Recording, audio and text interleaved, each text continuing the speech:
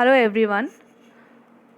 This is chapter 8, Properties of Water. In this chapter, I have explained you about the soluble substances, insoluble substances, solute, solvent, solution. Okay, these terms already explained by me. Okay, and floating and sinking. This is also explained. Now move to the next topic, that is physical state of water. Okay, now see physical states of water. As you know that you all have seen the water, and the water exists mainly in liquid form, but it can be changed into its vapor or solid form. Okay, and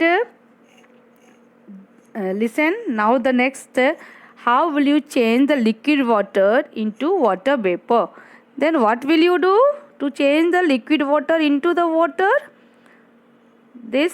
For this you have to boil the water. That means you will keep the container having water on a burner, gas burner, and then you will see after few minutes that will convert it into water vapor, and then that water vapor get mixed up in the atmosphere. Okay, so you can change the water into water vapor by heating. Okay, and for this the examples are there, and see in the book page number 79, there uh, diagrams are there.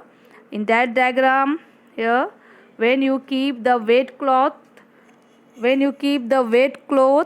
in the sunlight, then it will be dry after few hours. Okay, that means that water, the cloth having water get changed into water vapor. Okay, now see, so first of all, actually I have listen one thing. I have to explain you that you see the water in the three form, that is solid, liquid and gas. Now we will ask, ma'am, what is the solid form of the water? The solid form of the water is the ice, and the liquid form of the water is the water, and the gaseous form of water is the water vapor. Okay, now see this topic, change of what is evaporation? This is very important. See this evaporation, evaporation, evaporation. And evaporation is the process in which what happened, the change of liquid into its vapor form is called evaporation. Okay, when the liquid water get converted into vapor form, then this process is called what? This change is called evaporation. Okay, now see change of, so you have seen the change of liquid water into water vapor on heating. This is evaporation, and due to the evaporation, your wet cloth will be dried in the sunlight. Okay, this is the example of the evaporation. Now see the next topic, change of water vapor into liquid form. Okay, now see this change of water vapor into liquid form. You will see the diagram. Diagram is there. See this diagram. In the diagram, what is there? A cup is having, see this water. In this cup, water vapor is coming out from this cup. That means hot water is there.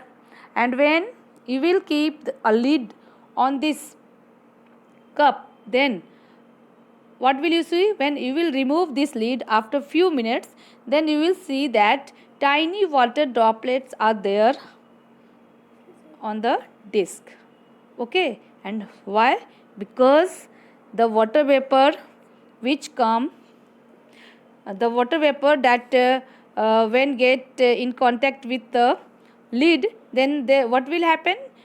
On the lid, that get condensed, okay, and due to the cooling, that water vapor is converted into the tiny water droplet. That means this water vapor is again converted into the liquid water, and this is the change of water vapor into liquid water. Now you see one more activity, and the activity is, see, when you will take a tumbler, okay, glass tumbler, and you will keep the ice in that glass tumbler, then you will see that one thing. What is that? That is, you will see the tiny water droplets are there in the on the outer surface of the glass tumbler. And now, do you know why this will happen? See this glass tumbler, this outer surface, you will see tiny droplets of the water, okay, and these droplets, how these droplets form? How? So you will see that when this ice cube, when when the water vapor present in the atmosphere comes in contact with the surface of the glass tumbler having ice cubes, then what will happen? That water vapor present in the atmosphere will get condensed in on the outer surface of the glass tumbler, okay, and you will see tiny water droplets outside the glass tumbler. You will see the tiny water droplets are there outside the glass tumbler. That means that water vapor get condensed and form tiny water droplets. So what is condensation? Change of vapor form of a substance into its liquid form on cooling is called condensation. Okay, I hope this is clear to you. What is evaporation and what is condensation? Okay, in the evaporation, the gaseous form will be converted into liquid form, but in the condensation, the vapor form will be converted into liquid form. Okay. Okay, now come to the new topic, that is the water cycle. See this topic of water cycle, see this. Okay, this is very important. That means what is, first of all, see the diagram. See the diagram. This is the diagram of the water cycle. In this diagram, you will see evaporation from the water bodies takes place. See this, and then that water vapor goes high up into the sky, and there after cooling they get condensed and form clouds. See these clouds are there, okay, and when this cloud will be heavy, then they will fall down on the earth in the form of rain. Okay, that means that will precipitate. So this rainwater again, what happened? That goes into the river, pond and sea, and some rainwater goes under the surface of the earth, that is the underground water. Okay, and again the evaporation takes place, and again it will condense, and this will be going on. Okay, and this cyclic process is called water cycle in the nature. So what is water cycle? The cyclic process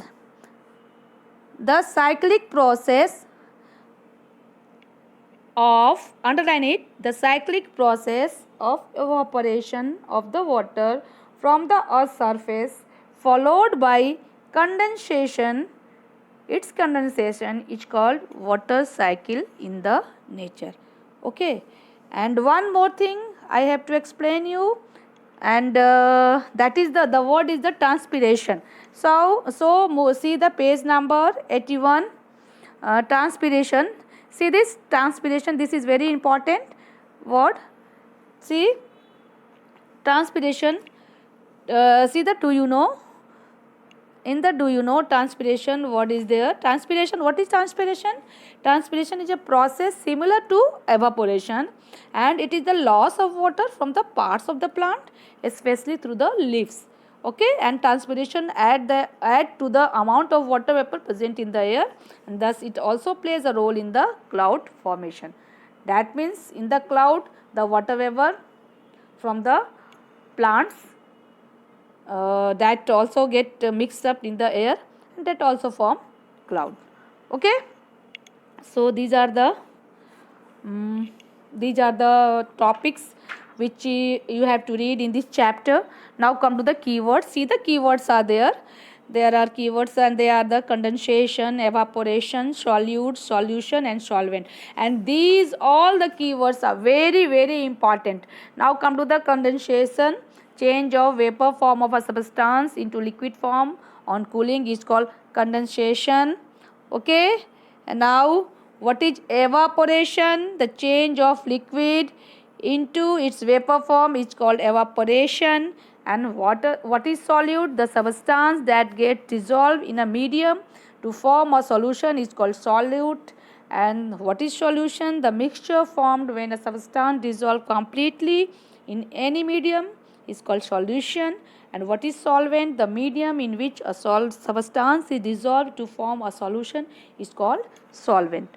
Okay, so that's all about. Now I think that's all about the terms of this chapter. Now watch or enjoy a video which I am going to show you right now. Okay, now watch this video. Water cycle. Although about 75% of the Earth's surface is covered by water, only about 3% of it is actually fresh. Fresh water is water having a salt concentration of less than 1%. Aquatic plants and animals living in freshwater regions have adapted to the lower salt content. Let's look at water's forms and how it moves through the water cycle. Water is constantly moving between the atmosphere, the oceans, and the land in a cyclical pattern we refer to as the water cycle, or sometimes as the hydrological cycle. Water will move into the atmosphere through evaporation, transpiration, and respiration.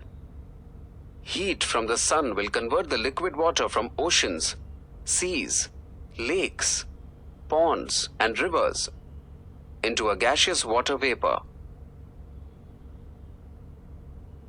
Plants will absorb water from the soil and then transport it to the stems and leaves. Some water will evaporate from the leaves through the process of transpiration. Plants and animals respire, taking in oxygen and emitting both carbon dioxide and water vapor through the process of respiration. Even this relatively small amount of water vapor will add to the water that is already in the atmosphere. The water that moves into the atmosphere will join with dust particles to form clouds. When the vapor temperature decreases, condensation will occur, and the vapor will convert into water droplets, which will remain suspended in the atmosphere. At the right temperature and pressure, these condensed droplets will precipitate into larger droplets and fall to earth as rain. Once on the ground, the rain will sink in as groundwater. But much of the rain will flow into streams, rivers, and ultimately into the seas and oceans. Summary: water constantly moves between the atmosphere, the oceans, and the land in a cyclical pattern known as either the water cycle or the hydrological cycle. Water enters the atmosphere through evaporation, transpiration, and respiration. Water returns to the earth as condensation and precipitation.